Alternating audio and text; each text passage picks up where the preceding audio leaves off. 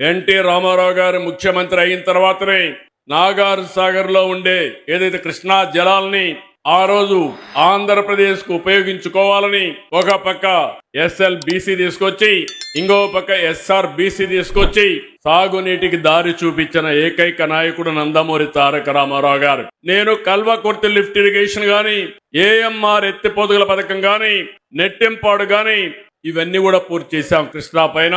తెలంగాణ ప్రాంతంలో Krishna delta modernisation పేరుతో 20 TMC నీళ్లు పొదుపు చేసి ఆ నీటిని తెలంగాణకు కేటాయించి భీమా లిఫ్ట్ ఇరిగేషన్ కూడా పూర్తి చేశాం. ఇంకో పక్క మీరు చూస్తే గోదావరి నదిపై గుప్తా, ఆలీసాగర్, ఇంకో పక్క దేవాదులు ఎత్తిపోతు పథకాలు కూడా చేపట్టాం. ఆంధ్ర ప్రాంతంలో చేగల్నాడు, పుష్కర, తాటిపూడి ఇలాంటి లిఫ్ట్ ఇరిగేషన్ తీసుకొచ్చాం.